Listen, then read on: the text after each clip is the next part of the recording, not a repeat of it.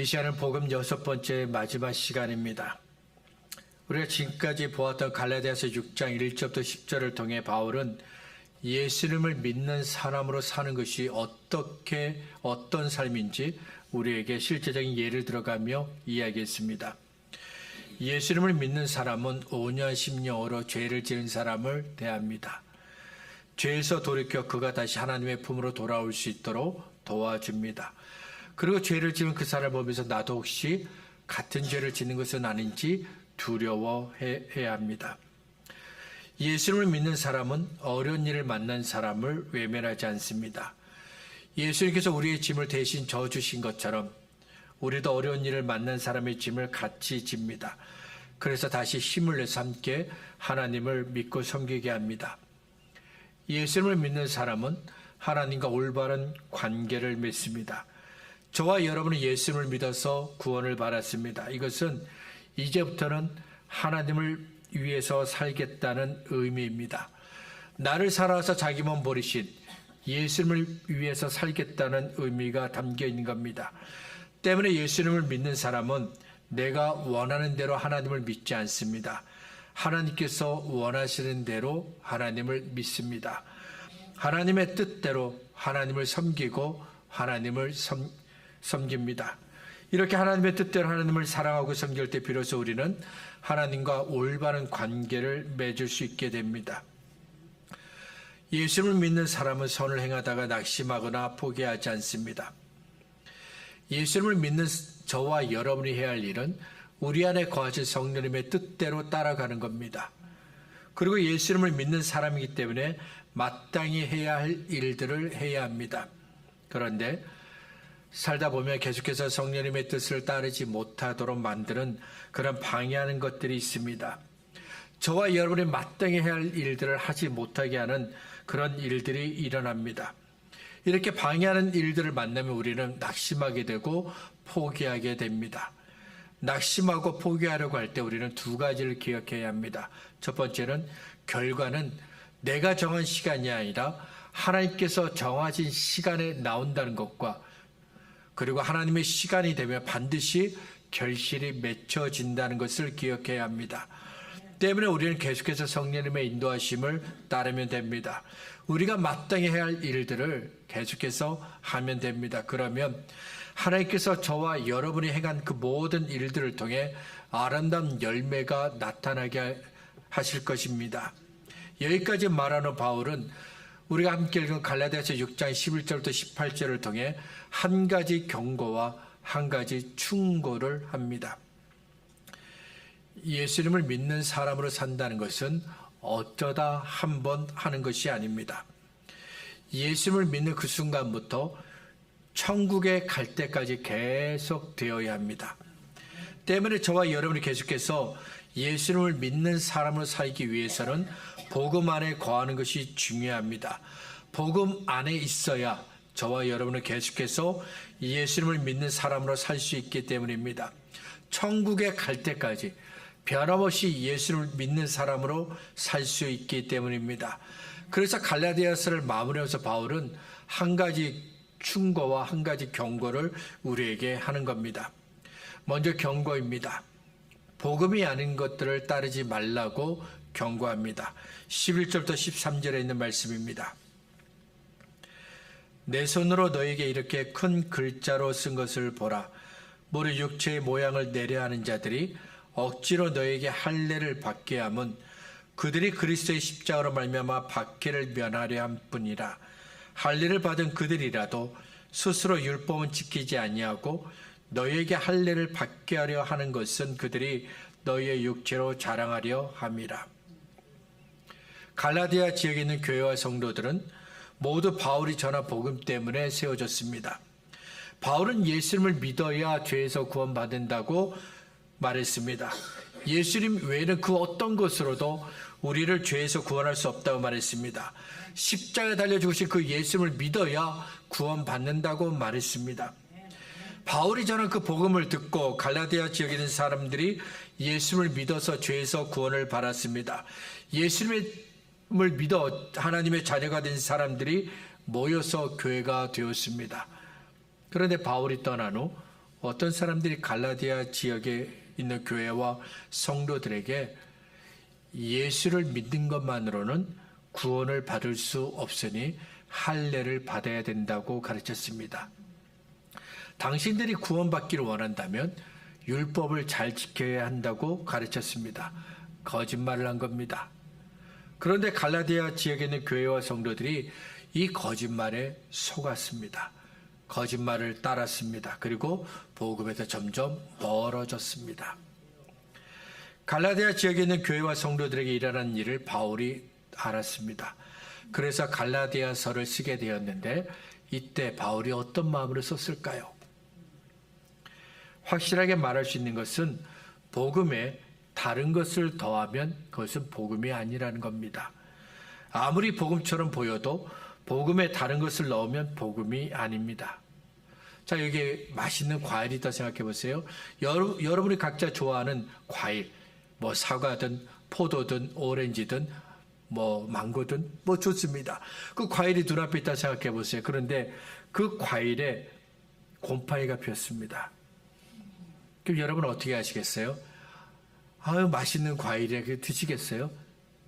곰팡이가 핀 과일을 그냥 쓰레기통에 버려버리죠. 맛있는 과일인데 왜 버릴까요? 과일에 곰팡이가 생기면 먹을 수가 없기 때문입니다. 때문에 아무리 곰팡이가 생긴 과일을 보고 아무도 곰팡이가 생긴 과일을 보고 야 맛있다 이런 사람은 없습니다.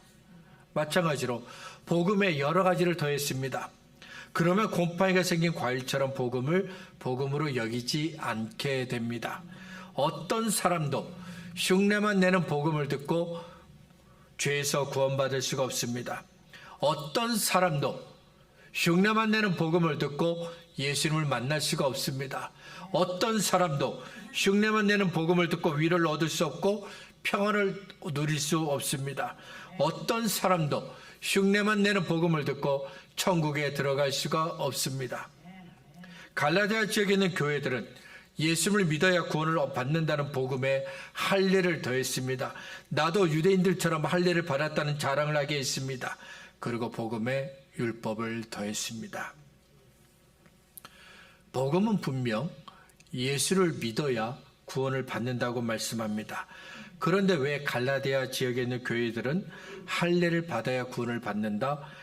이런 거짓말을 따랐을까요? 감정을 중요하게 여겼기 때문입니다. 그리고 사람들에게 보여지는 것을 중요하게 여겼기 때문입니다. 갈라디아 지역에 있는 사람들은 유대인이 아닙니다. 유대인과 상관이 없는 이방인들입니다.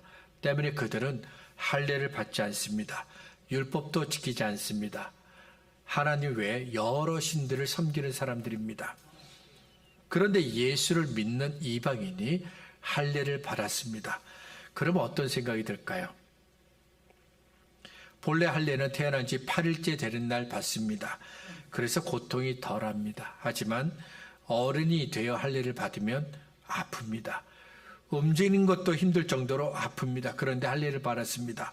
그러면 나도 유대인들처럼 내 몸에 하나님의 약속을 가졌다는 생각을 하게 됩니다. 그리고 다른 사람들도 할례를 받은 나를 보면서 아, 당신은 예수를 믿는 사람이라고 생각하게 됩니다. 예수를 믿지 않는 우리와 다르다는 그런 생각을 하게 됩니다. 할례만 그런 건 아닙니다.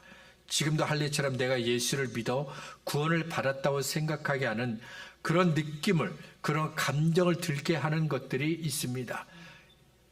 성경과 십자가를 예로 들 수 있습니다. 지금은 거의 성경을 가지고 다니지 않죠. 예전에는 모두가 교회 갈 때는 성경을 들고 다녔습니다. 그래서 처음 교회에 오는 분들에게는 성경을 선물로 드리기도 했습니다.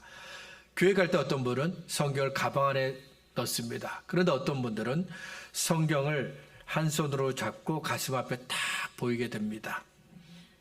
길을 걸어갈 때도 성경을 한 손으로 들고 가슴 앞에 보이고 딱 걸어 다닙니다. 예수님께서 죄 가운데 있던 나를 구원하신 것이 너무나도 고맙고 감사해서 성경을 사람들에게 보일 수 있도록 그렇게 들은 겁니다.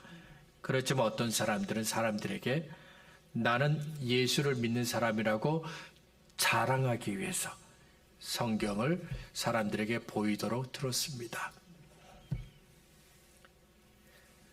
십자가는 중요합니다. 너무도 중요해서 십자가를 목걸이로 만들어서 보게 되었습니다. 그런데 어떤 사람들은 십자가를 사랑하기 때문에 십자가 목걸이를 한 것이 아니라 사람들에게 보여주기 위해서 십자가 목걸이를 했습니다. 십자가로 목걸이를 만들어서 하고 있으면 마귀가 나에게 다가오지 못한다고 생각했고, 이 십자가로 만든 목걸이를 하고 있으면 하나님께서 내 죄를 언제나 용서하시고 구원하신다고 믿었습니다. 야고보서 2장 17절에서 야고보는 행함이 없는 믿음은 죽은 것이라고 말했습니다.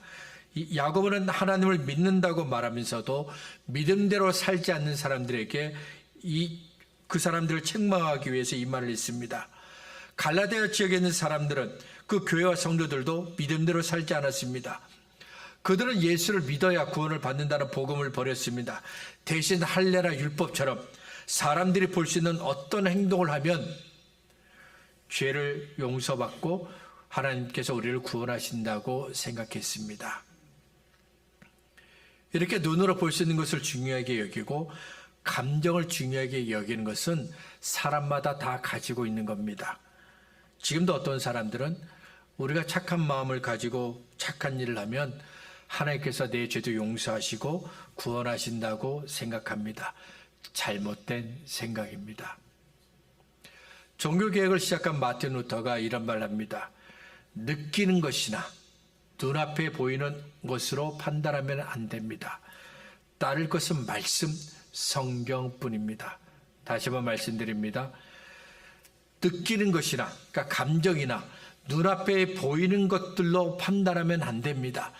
우리가 전적으로 믿고 의지하고 따를 것은 말씀, 하나님의 성경밖에 없습니다.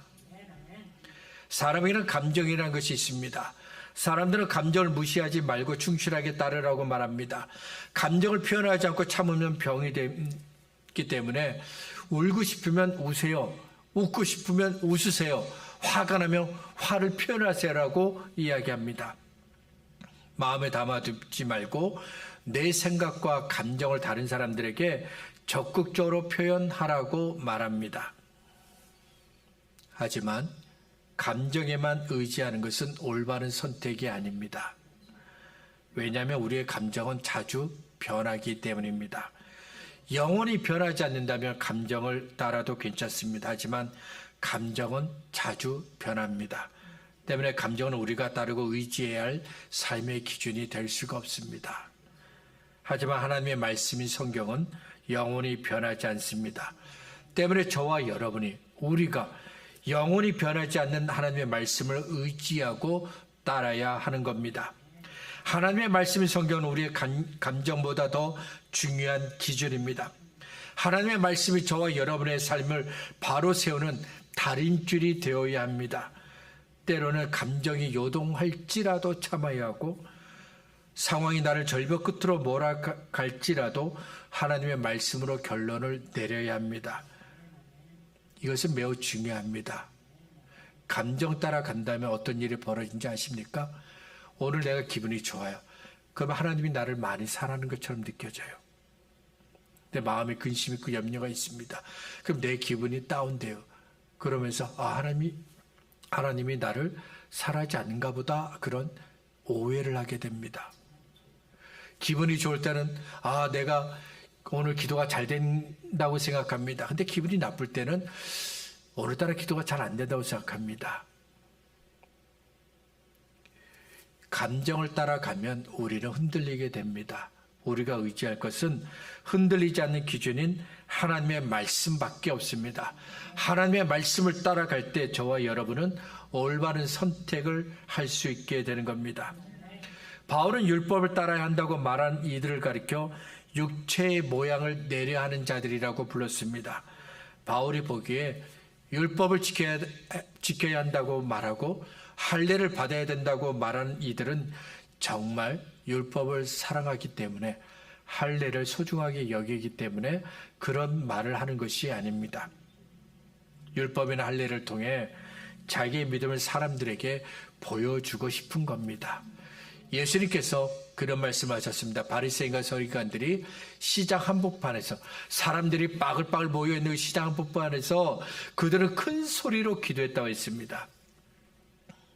정한 시간이 되었기에 일부러 사람들이 많은 곳에 가서 기도합니다. 그러면 어떻게 되겠어요? 사람들이 바리새인과 서기관은 정말 하나님을 잘 믿는구나, 믿음이 좋구나, 이렇게 판단한다는 거예요.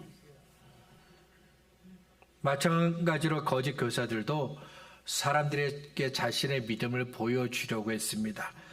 이렇게 다른 사람들에게 보여주려고 꾸민 좋은 모습에 사무엘 선지자가 속은 적이 있습니다. 하나님께서 사무엘에게 베들레헴에 살고 있는 이새의 집으로 가라고 하셨습니다. 첫 번째 왕이 사울을 패하시고, 그래서 누군가를 새롭게 이스라엘의 왕으로 세우시기 위해서 사무엘을 베들레헴에 있는 그 이새의 집으로 보내신 겁니다. 이새의 아들들이 사무엘 앞에 쫙 섰습니다. 그 이새의 큰아들 엘리압을 보았을 때 사무엘이 하나님이 세우신 왕이 이 사람이구나 하고 생각했어요. 그런데 바로 그때 하나님께서 사무엘에게 말씀하십니다. 사무엘상 16장 7절입니다. 그의 용모와 키를 보지 말라. 내가 이미 그를 버렸노라. 내가 보는 것은 사람과 같지 아니하니 사람은 외모로 보거니와 여호와는 중심을 보느니라. 아마도 엘리압의 외모가 굉장히 크고 멋있었던 것 같아요. 사무엘이 그를 보면서 맞아, 이 정도가 돼야 이스라엘의 왕이 될 수 있지. 그런데 하나님은 이미 그를 버렸다고 하셨습니다. 무슨 말이냐면 엘리압의 중심이 하나님 보실 때는 아니라는 거예요. 하나님이 그 마음에 계시지 않더라는 거예요. 우리는 사무엘의 엘리압의 외모를 보고 빠졌던 일을 잘 알고 있습니다. 또한 우리는 하나님은 우리의 외모를 보고 판단하시는 분이 아니라 우리의 안에 감춰진 이 중심을 보고 판단하시는 분이라는 사실도 잘 알고 있습니다. 그런데 이상한 것은 우리는 여전히 눈에 보이는 것을 가지고 판단한다는 겁니다. 보이는 모습만 보고 믿음이 좋군요, 믿음이 안 좋은 것 같아요, 이렇게 판단을 합니다. 보여지는 모습이 좋으니까 어떤 일도 잘할 수 있을 것이라고 판단을 합니다. 믿음은 하나님께 보여드리는 것입니다. 믿음은 사람들에게 좋은 모습을 보여주려고 애를 쓰는 것이 아닙니다. 오직 우리에게 믿음을 주신 하나님께 우리의 믿음을 보여드려야 하는 것입니다. 복음은 세상의 화려함에 취하고 아름다운 것에 빠져있던 우리의 눈을 열어 하나님의 아들 예수님을 보게 합니다. 그리고 복음은 우리 안에 성령님께서 거하시게 합니다. 그래서 우리 안에 갈라디아서 5장에서 말씀하고 있는 성령의 9가지 열매를 하나하나 맺게 하십니다. 하나님 보시기에 우리 중심이 인정받을 수 있기를 바랍니다. 그 다음으로 바울은 한 가지 충고를 하죠. 십자가를 자랑하라. 십자가를 자랑하라. 거짓말하는 사람들은 갈라디아 지역의 교회와 성도들에게 할례를 받아야 구원을 받을 수 있다고 거짓말을 했습니다. 자기들처럼 감정이나 눈으로 볼 수 있는 것들을 따르게 했습니다. 사람들에게 보여주는 그 외모가, 겉모습이 보여지는 것이 중요하다고 가르쳤습니다. 그런데 바울은 12절에서 거짓말하는 사람들이 감정이나 눈으로 볼 수 있는 것을 주장했던 숨겨진 이유를 우리에게 소개합니다. 모른 육체의 모양을 내려 하는 자들이 억지로 너에게 할례를 받게 함은 그들이 그리스도의 십자가로 말미암아 받기를 면하려 함뿐이라. 갈라디아 지역은 이방인들이 사는 땅이지만 유대인들은 예수님을 믿는 사람들을 찾아가서 쫓아내고 핍박했습니다. 로마만 교회와 성도들을 핍박한 것이 아닙니다. 유대인들도 교회와 성도들을 핍박했습니다. 자, 그런데 누군가가 율법을 지킵니다. 할례를 받습니다. 그러면 그 순간부터 유대인들의 핍박에서 자유롭게 됩니다. 유대인들의 위협과 협박에서 벗어날 수 있습니다. 바울도 이런 사실을 잘 알고 있습니다. 거짓말하는 사람들의 말대로 율법을 따르고 할례를 받으면 유대인들의 위협에서 벗어날 수 있습니다. 그래서 예수를 믿고 구원받았지만 많은 사람들이 유대인들의 위협과 협박과 핍박에서 벗어나기 위해 일부러 할례를 받았고 율법을 지켰습니다. 그렇지만 바울은 십자가를 놓지 않았습니다. 오히려 나는 십자가를 자랑한다고 했습니다. 14절과 15절입니다. 그러나 내게는 우리 주 예수 그리스도의 십자가 외에 결코 자랑할 것이 없으니 그리스도로 말미암아 세상이 나를 대하여 십자가에 못 박히고 내가 또한 세상을 대하여 그러하니라. 할례나 무할례나 아무것도 아니로되 오직 새로 지으심을 받는 것만이 중요하니라. 죄인 중에 죄인이 받는 형벌이 십자가입니다. 그래서 그 당시 사람들이 볼 때 십자가는 저주의 상징입니다. 그런데도 바울은 나는 십자가를 놓지 않겠다. 나는 오히려 십자가를 자랑하겠다고 했습니다. 왜냐하면 십자가에 달려 죽으신 그 예수님 때문에 바울이 죄에서 구원받았기 때문입니다. 고린도전서 1장 18절부터 24절입니다. 십자가의 도가 멸망하는 자들에게는 미련한 것이요 구원을 받는 우리에게는 하나님의 능력이라. 기록된 바 내가 지혜 있는 자들의 지혜를 멸하고 총명한 자들의 총명을 폐하리라 하였으니 지혜 있는 자가 어디 있느냐 선비가 어디 있느냐 이 세대의 변론가가 어디 있느냐 하나님께서 이 세상의 지혜를 미련하게 하신 것이 아니냐. 하나님의 지혜에 있어서는 이 세상이 자기의 지혜로 하나님을 알지 못하므로 하나님께서 전도에 미련한 것으로 믿는 사람들을 구원하시기를 기뻐하셨도다. 유대인은 표적을 구하고 헬라인은 지혜를 찾으나 우리는 십자가에 못 박힌 그리스도를 전하니 유대인에게는 거리끼는 것이요 이방인에게는 미련한 것이로되 오직 부르심을 받은 자들에게는 유대인이나 헬라인이나 그리스도는 하나님의 능력이요 하나님의 지혜니라. 예수께서 달려주신 그 십자가가 복음의 핵심입니다. 때문에 복음에서 십자가를 빼면 아무것도 없는 것이 되어버립니다. 예수를 믿는 저와 여러분이 가장 소중하게 여기는 것이 무엇입니까? 예수를 믿어 구원받은 저와 여러분에게 가장 소중한 것이 십자가가 되어야 합니다. 십자가가 저와 여러분의 유일한 자랑거리가 되어야 합니다.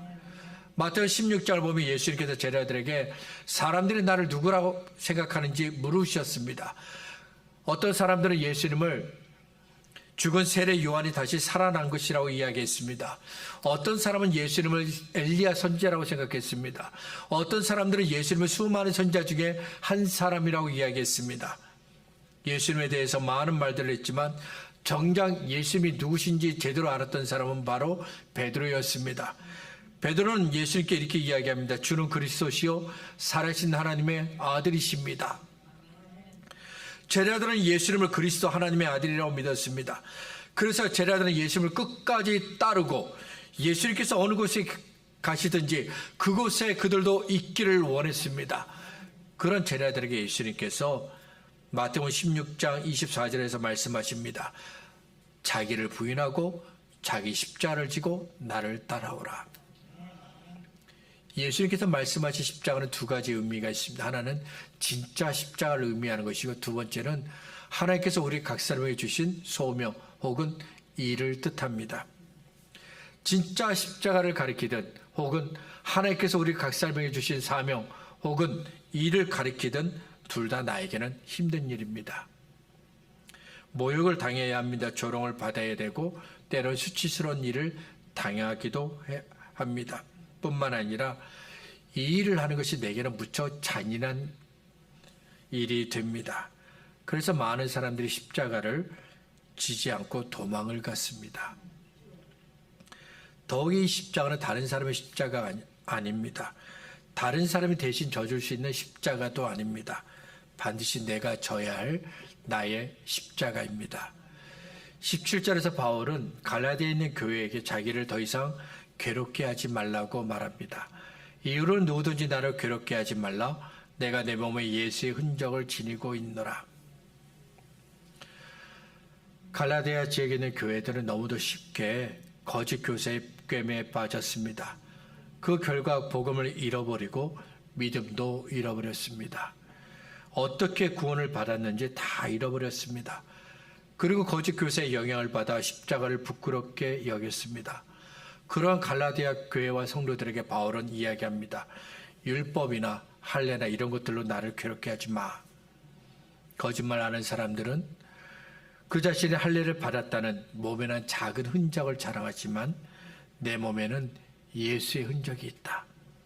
복음을 자랑하고 십자가를 자랑하고 예수님을 전하다가 당한 고통과 흔적들이 내 몸에 새겨져 있다. 십자가는 우리의 외모를 아름답게 꾸며주는 여러 장식물 중에 하나가 아닙니다.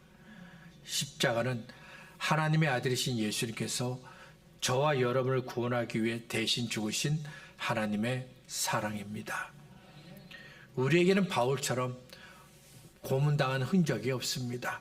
그러나 예수의 흔적인 그 십자가는 우리에게 있습니다. 우리의 몸과 마음에 새겨진 예수의 흔적인 십자가를 따라가시기 바랍니다. 십자가를 자랑하고 십자가를 소중하게 여기시기 바랍니다. 말씀을 정리하겠습니다. 제이시 라일이라는 분이 이런 말 합니다. 예수님을 생각하며 성경을 끊임없이 읽으세요. 모든 성경의 가장 중요한 목적은 예수님을 증거하는 것입니다. 다시 말씀드립니다. 예수님을 생각하며 성경을 끊임없이 읽으세요. 모든 성경의 가장 중요한 목적은 예수님을 증거하는 것입니다. 성경의 주제는 예수님입니다. 예수님을 설명하기 위해 시작된 단어가 문장이 되고 글이 되어 성경이 되었습니다. 구약은 예수님에 대한 예언의 책이고 신약은 예수님을 증거하는 책입니다. 예수님을 중심으로 성경을 읽다 보면 성경이 복음의 책인 것을 깨닫게 됩니다. 그리고 성경을 통해 증거된 예수님을 믿으면 죄에서 구원을 받게 됩니다. 하나님의 자녀가 됩니다. 옛사람을 버리고 새 사람이 됩니다. 우리는 예수님께 집중해야 합니다. 다른 것들에 마음을 빼앗기지 않고 오직 십자가에 달려 죽으신 그 예수님, 나를 사랑하사 자기 몸을 버리신 예수님께 집중해야 합니다. 그러면 저와 여러분을 계속해서 복음으로 사는 사람들이 될 수 있습니다. 복음의 사람들이 될 수 있습니다. 저와 여러분이 십자가를 소중하게 여기고 십자가를 자랑하며 복음의 사람들로 살 수 있기를 바랍니다.